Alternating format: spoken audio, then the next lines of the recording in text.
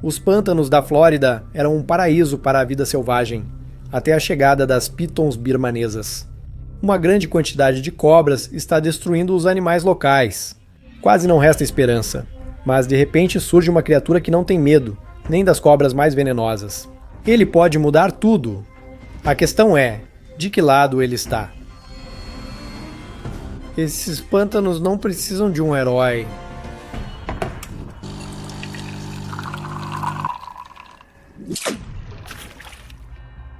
Um lembrete sutil para agir abaixo do vídeo. Cobras invasoras na Flórida viraram um problema sem solução pelas pessoas. E o pior de tudo, claro, são as pitons birmanesas. Elas se estabeleceram no sul da Flórida, criaram uma população reprodutiva estável lá e não pretendem ir embora. As pitons birmanesas expulsam animais nativos ao tomar seu alimento e espaço. E tanto mamíferos quanto aves e outros répteis foram afetados, e as consequências já são visíveis a olho nu. No Parque Nacional de Everglades, o número de muitos animais nativos diminuiu drasticamente. Um estudo de 2012 revelou que, desde 1997, as populações de guaxinins, gambás e linces caíram 99,3%, 98,9% e 87,5%, respectivamente. Áreas remotas do sul foram mais afetadas, onde as pitons ficam mais tempo. Segundo as estimativas mais conservadoras, já são dezenas de milhares. Mas o problema não está apenas nas pitons birmanesas. Por enquanto, toda a atenção está voltada para elas. Na Flórida, outras grandes cobras, como as anacondas verdes, também se estabeleceram e estão expandindo seu território no estado ensolarado. Autoridades e cientistas tentam há anos deter essa invasão. Em 2023, foram destinados 3,35 milhões de dólares americanos para ampliar ações contra pitons birmaneses e outras espécies invasoras. Apesar dos esforços e investimentos, a situação quase não muda. E mesmo assim, a internet tem uma ideia que pode mudar tudo. É aí que ele entra em cena. Ele é a fera, capaz de resistir ao veneno de cobras mortalmente perigosas. A fera que o livro dos recordes Guinness chamou de o ser mais destemido do mundo. A fera que não tem medo de lutar por comida, até mesmo com um leão ou uma hiena. O texugo do mel. É viável usar texugos do mel nos Everglades, Flórida, para controlar pitons birmaneses? Os texugos do mel são mamíferos encontrados na África, sudoeste asiático e subcontinente indiano. Tudo isso está distante da Flórida e, à primeira vista, a solução parece absurda. Por que texugos do mel? Tudo certo? Essa pergunta geralmente aparece para quem não conhece esses animais. Os texugos do mel são mamíferos ferozes, parecidos com texugos comuns, mas estão mais próximos das doninhas e outros mustelídeos. Externamente, eles realmente se parecem com um texugo, só que com uma faixa branca em forma de tigela, que se estende ao longo de todas as costas. Apesar da aparência estranha, o texugo do mel tem uma personalidade que qualquer predador invejaria. Ele é onívoro. Para eles, não importa o que está de pés à frente. Planta, animal, presa fresca, carcaça velha, pequeno lagarto ou um antílope 10 vezes maior. Se precisar disputar comida com leões adultos, ele fará isso. Esse é um problema dos leões. Um apetite desses, essa racionalidade, essa dieta exige não só força, mas também inteligência. Os ratéis vivem cavando, escalando, passando por fendas e sempre superam desafios para sobreviver. Eles têm um cérebro relativamente grande para o tamanho deles e são uma das poucas espécies que não são primatas que sabem usar ferramentas. A pele do ratel é muito resistente e não fica colada ao corpo. Isso dá ao animal uma vantagem estranha. Se um predador o morder, o ratel pode literalmente se virar dentro da própria pele e revidar com uma mordida. As garras longas e pernas fortes das patas dianteiras servem para cavar e como armas, podendo chegar a 4 centímetros e quebrar o casco de uma tartaruga.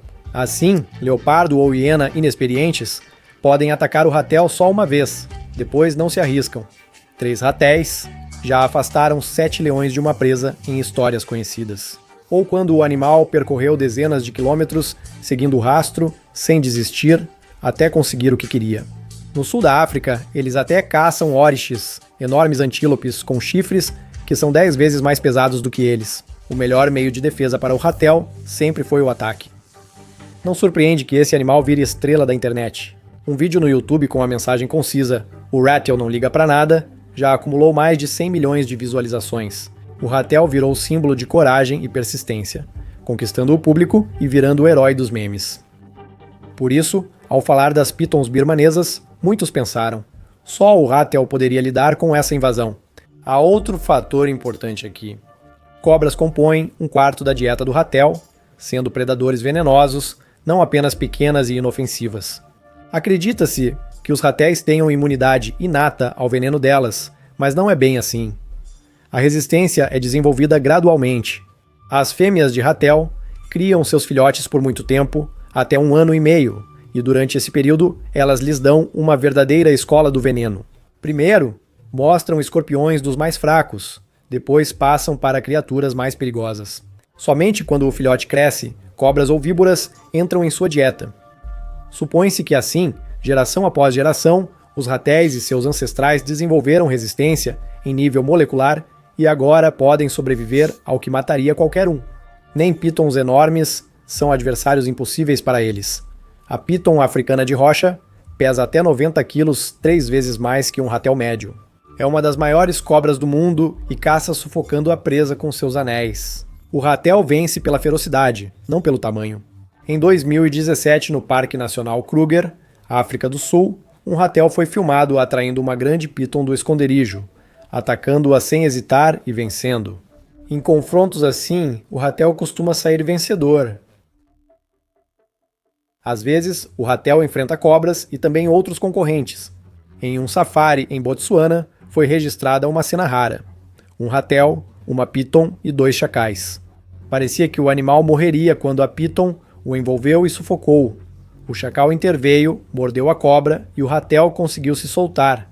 Pegou a piton e a arrastou para os arbustos. O segundo chacal correu para a presa pelo outro lado, mas o ratel não foi muito grato e não quis compartilhar. Resumindo, na África, o ratel caça pitons e toma presas de outros predadores. Enquanto outros evitam cobras, ele as enfrenta. Mas e as cobras que encontrará na Flórida? Ou seja, o ratel sabe lidar com pitons africanos. Mas as pitons birmanesas são outra história. O piton africano geralmente cresce até 2,8 a 4 metros. Exemplares com mais de 4,6 metros são raros, enquanto a piton birmanesa geralmente atinge 5 metros de comprimento. O recordista entrou no livro dos recordes em julho de 2012. Naquele ano, na Flórida, capturaram um exemplar de 5,79 metros. Um monstro que poderia competir com uma anaconda. O piton birmanês costuma ser maior e mais perigoso que o piton africano. Mas aqui também há um detalhe. As cobras não nascem com 5 metros de comprimento. Para atingir tamanhos gigantescos, elas precisam de tempo e muita comida. Na Flórida, vivem dezenas de milhares de pitons menores, comparáveis em tamanho aos pitons africanos. Adversários comuns para o ratel. E se ratéis fossem soltos na Flórida, quais seriam as consequências? No Sudeste Asiático, origem dos pitons birmaneses, eles têm muitos inimigos: crocodilos, varanos, cobras-reis, outros pitons, tigres e várias outras espécies. Na Flórida, não há nada semelhante e os pitons se multiplicam rapidamente. Assim que o piton cresce o suficiente, ele já não tem mais inimigos. Somente jacarés e o raro crocodilo de focinho fino ameaçam de fato as cobras. E é exatamente por isso que a população cresceu tanto. Segundo a teoria, o ratel pode ser o predador necessário para restaurar o equilíbrio. Como já mencionei, ele é onívoro. A dieta dele inclui ovos, permitindo que destrua pitons em qualquer fase de desenvolvimento. Primeiro, ele destrói os ninhos e come os ovos. Depois, caça as cobras jovens. Mesmo quando os pitons crescem e ninguém se aproxima deles, o texugo do mel ainda ataca. Porque afinal, é o texugo do mel. Para ele, não existe esse conceito de presa inadequada. Habitat também não é problema, porque os texugos do mel vivem em qualquer lugar, em florestas, nas planícies, nos desertos. O clima da Flórida, com pântanos, calor tropical e matagais, só traz alegria para eles. Graças à sua adaptabilidade, os texugos do mel poderão cobrir toda a área dos pitons e caçá-los em todos os lugares onde causam danos. A ideia, em geral, parece um clássico controle biológico. Trazemos um exterminador nato de cobras e logo armadilhas, dardos e caçadas intermináveis ficam no passado. Como resultado, ainda é possível economizar. Você paga uma vez para trazer e soltar os ratéis, sem precisar investir milhões como hoje. Parece a solução para todos os problemas, mas espere, essa ideia também tem desvantagens. Primeiro, a onivoridade, que em teoria seria uma vantagem. O ratel não é especialista em cobras, mas sim um comedor voraz que caça e consome até 60 espécies animais. No cardápio dele tem insetos, sapos, tartarugas, lagartos, roedores, aves e seus ovos. Ele se alimenta de frutas silvestres, raízes, bulbos e consome toda a boa presa, pele, pelos, penas, carne e ossos. Sua dieta é baseada em animais com mais de 100 gramas, como cobras, filhotes, pitons e galinhas d'Angola. Há relatos de que eles atacaram ovelhas e cabras domésticas, além de matarem e comerem cobras negras. Na Índia, até dizem que eles desenterram túmulos humanos, também com o objetivo de se alimentar. Não existem restrições nem seletividade alimentar. Agora, imagine essa máquina de moer carne viva, astuta e inteligente, solta na Flórida. Região com mais de 80 ecossistemas, abriga 700 espécies de animais terrestres, 200 de peixes de água doce, milhares de peixes marinhos e muitos insetos. Aqui vivem muitas plantas únicas, algumas das quais estão ameaçadas de extinção. Cientistas identificaram mais de 1.500 espécies de plantas endêmicas da planície costeira da América do Norte, e mais de 250 delas são encontradas apenas na Flórida. Não é à toa que essa planície recentemente recebeu o status de 36º hotspot de biodiversidade mundial. Este é um lugar com uma enorme quantidade de pequenos animais, e nenhum deles está preparado para o surgimento de um predador tão voraz. Ordenar que os ratéis comam apenas pitons birmaneses, naturalmente, é impossível, porque os ratéis vão comer tudo o que conseguirem alcançar. Há risco de eles nem notarem as pitons. Por que eles iriam se arriscar com uma presa grande e perigosa, se ao redor há um verdadeiro banquete? E esse foi só o primeiro ponto negativo. O segundo é a escala da ameaça para os animais, que já não estão em uma situação muito boa. Como já disse, a Flórida abriga várias espécies raras. Em apenas 32 quilômetros de praia, na costa leste, tartarugas marinhas depositam mais de 68 toneladas de ovos. 5 espécies fazem ninho aqui. 3 já são vulneráveis e 2 quase extintas. Esses ovos são uma presa bem mais fácil e segura para o texugo do mel do que a perigosa piton birmanesa. A situação dos crocodilos de focinho fino também não é boa. Eles vivem nas áreas costeiras do sul da Flórida, no limite norte de sua distribuição. Incluídos na lista de espécies ameaçadas em 1975, mesmo com o aumento da população para cerca de 2.000 adultos, a espécie ainda está ameaçada. E os ovos de crocodilo, assim como os ovos de tartaruga, são um verdadeiro petisco para o texugo do mel. Além disso, ao contrário da piton, eles não oferecem resistência. Por fim, o terceiro ponto negativo. O texugo do mel na Flórida também seria uma espécie exótica, sem controle natural. Mesmo na África, ele quase não tem inimigos. Às vezes, leopardos, leões ou hienas caçam texugos do mel, mas na maioria das vezes, os predadores simplesmente não se envolvem. O animal é feroz, pequeno, tem pouca carne e é difícil de capturar. É muito mais vantajoso caçar alguém maior e mais tranquilo, não é? Na Flórida, na lista de possíveis inimigos, podemos incluir o lince, a puma da Flórida, o urso negro da Flórida e o jacaré. Aqui há 2 detalhes. Todos, menos o jacaré, são raros. Eles são poucos demais para realmente influenciar o número de ratéis. Em segundo lugar, é bem provável que eles também entendam rapidamente, assim como leões e hienas africanos perceberam que é melhor não mexer com esse animal. No final, acabamos com um predador agressivo e voraz, cuja população ninguém vai controlar de forma natural. E é aí que fica claro. A ideia de soltar ratéis na Flórida é, para dizer o mínimo, controversa. Para confirmar que não devemos fazer isso, vamos olhar para a história. Ela conhece muitos casos de biocontrole que se transformaram em biocatástrofes. Uma das mais tristes catástrofes ocorreu no Havaí no fim do século XIX. Naquele tempo, os donos de plantações buscavam salvar seu produto principal, a cana-de-açúcar.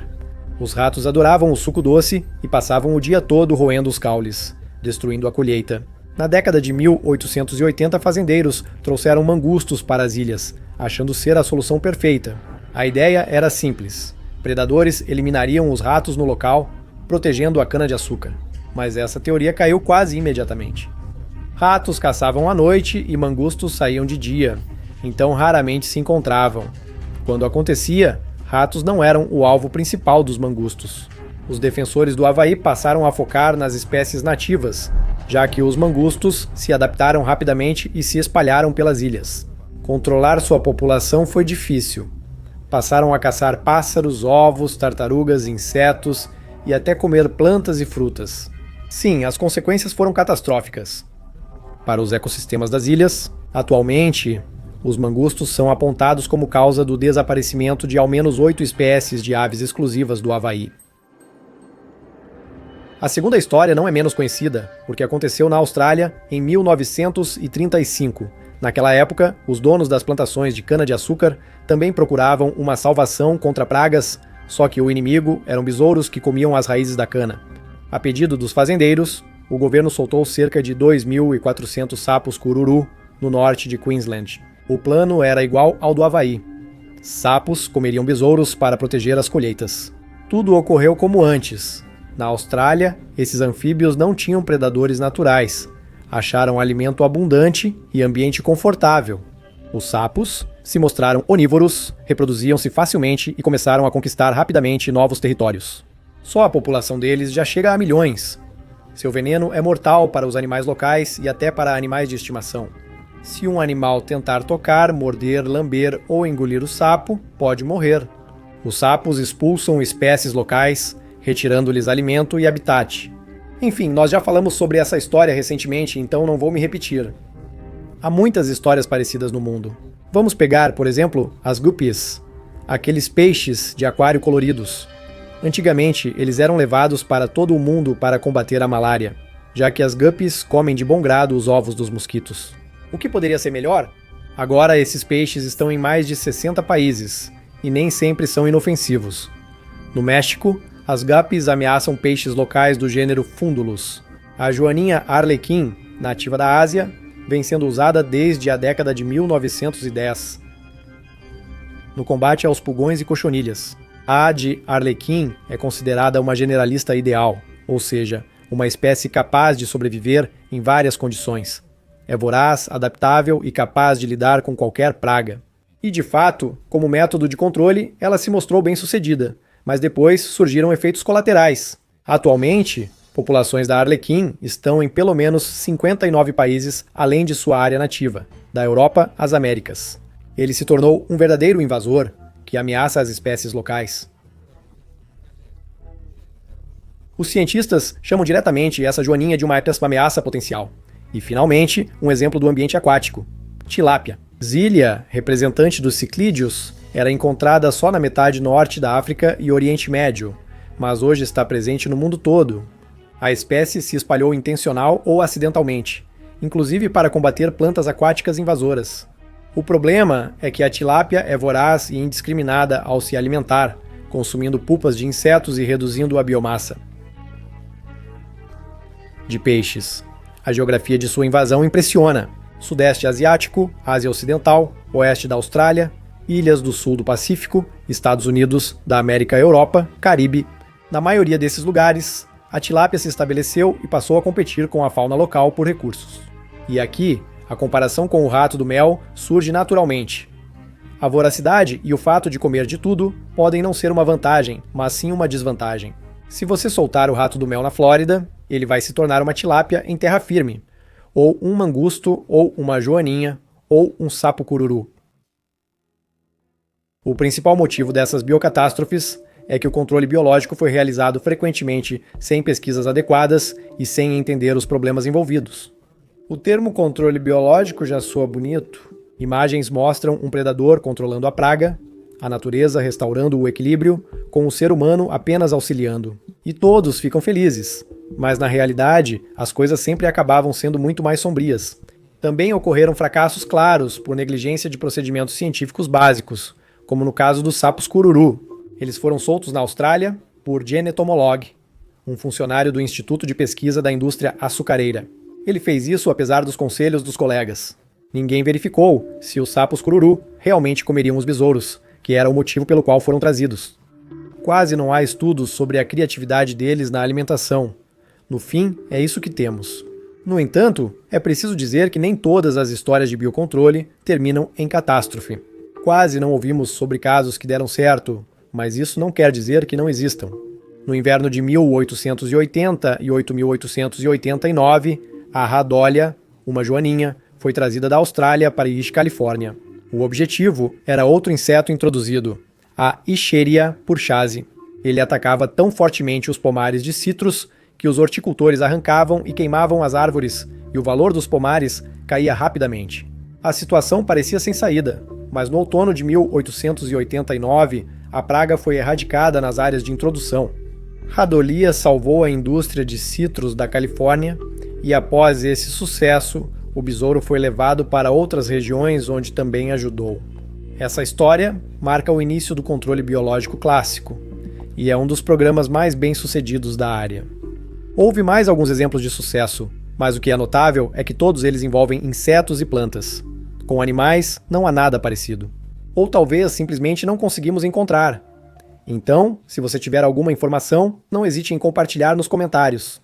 De qualquer forma, se alguém levasse a sério soltar ratéis na Flórida, seria preciso analisar cuidadosamente e considerar todos os riscos. O resultado seria um: cientistas ficariam horrorizados e diriam claramente que a ideia é ruim. Não posso discordar. Sério, essa ideia sairia muito cara para o ecossistema da Flórida. Na verdade, não dá para reparar todo o dano à natureza com uma pílula ou texugo mágico. Nem animais nem humanos conseguem eliminar as pitons birmanesas totalmente. Já contei que na Flórida há grupos de caçadores dedicados a capturar pitons invasoras. Eles recebem $50 por cada indivíduo, com menos de 1,2 metro, mais $25 para cada 30 centímetros adicionais. Por encontrar um ninho ativo, é possível ganhar até $200, mas só a caça não resolve a situação. Para eliminar a espécie invasora, é preciso abordagem ampla: educação, políticas públicas e ciência avançada. Já estão sendo desenvolvidas novas tecnologias para rastrear e capturar pitons. Muito já foi feito, mas é preciso informar as pessoas sobre o perigo dessas cobras para que os pitons birmaneses não sejam soltos na natureza, e que os de estimação sejam chipados e vigiados com mais atenção. Em resumo, é uma tarefa enorme que exige união de cientistas, autoridades e floridianos. E certamente sem esses texugos do mel. Porque imagine só, os texugos do mel realmente foram trazidos e soltos. Eles gostaram, se espalharam por toda a Flórida e se tornaram uma nova espécie invasora, prejudicial e perigosa. E então, seria impossível se livrar deles? Não dá simplesmente para trazer um novo predador, ainda mais feroz. Sabe por quê? Ninguém é mais feroz que os texugos do mel. E não é só isso. Os texugos do mel podem prejudicar tanto o ecossistema da Flórida quanto as pessoas. Um fazendeiro dos Emirados relatou que, em sua fazenda em Al-Muzaili, Ras Al-Khaimah, texugos do mel mataram e comeram gado avaliado em cerca de 80 mil dirhams, quase $22 mil. Em 2 anos, morreram ao menos 35 ovelhas e colmeias foram destruídas. Afinal, o texugo do mel não recebeu esse nome à toa. Alguns pedaços de carne que o predador comeu custavam 16 mil dirhams cada, cerca de $4 mil. O dono da fazenda vizinha perdeu mais 15 ovelhas, e juntos concluíram que era o mesmo texugo do mel. As pegadas e as feridas nos animais eram iguais. O fazendeiro usou armadilhas com isca para capturar o bandido. No vídeo, o animal está na gaiola, rosnando e mostrando os dentes. Causa uma forte impressão. Mas você já deve ter percebido que no caso do ratel, não se trata apenas de apetite, mas também de astúcia. Anos atrás, Brian Jones, especialista do Parque Nacional Kruger, resgatou o Rachel Stoffel. E foi aí que tudo começou. Stoffel se revelou um mestre das fugas. Bastava trancá-lo que Stoffel subia na cerca, enfiava a pata pela grade e abria o cadeado. Quando parou de funcionar, ele passou a cavar túneis como em Fuga do Século. Jones construiu uma Alcatraz, como chamou a British Broadcasting Corporation, para o texugo do mel. Um espaço cercado de onde ele teoricamente não escaparia. Mas Jones não levou em conta que havia árvores no recinto. E onde há árvores, há galhos. O animal não se intimidou. Primeiro, arrastou um galho e usou como escada. Depois que os galhos foram retirados, empilhou pedras como degraus. No filme O Hotel Mestres do Caos, Jones conta como Stoffel invadia sua casa, atacava outros animais no centro de reabilitação e repetidas vezes encontrava uma maneira de driblar as barreiras. E isso também é importante levar em consideração. O ratel é tão engenhoso que será extremamente difícil mantê-lo longe de ovelhas, galinhas ou até mesmo cachorros. Pegá-lo também não é fácil. O dano que ele pode causar é enorme. Cedo ou tarde, não só ecologistas, mas também fazendeiros da Flórida vão se opor à introdução do ratel, enfrentando um novo predador invasor. E aliás, você viu isso? Legendas. Sim, é melhor que eles fiquem na África deles, bem longe das pessoas. Não esqueça de deixar seu like se ainda não fez. Até breve.